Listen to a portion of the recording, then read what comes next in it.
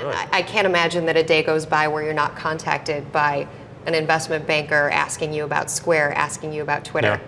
We're fortunate in that we have a lot of interest and we have a lot of inquiries about the company and where So we're what do going. you say to them?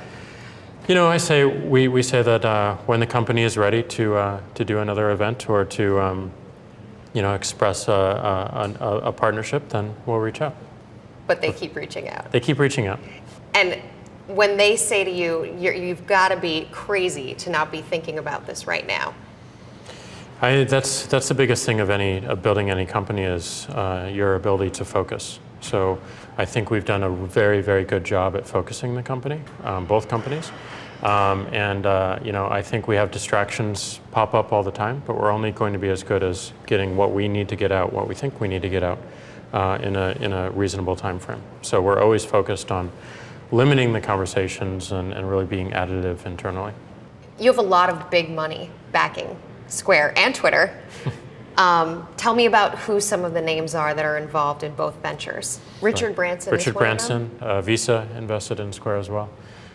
So we've been very fortunate in the people who are attracted to putting up money and actually taking a risk with us at both companies. So we've seen that across both companies.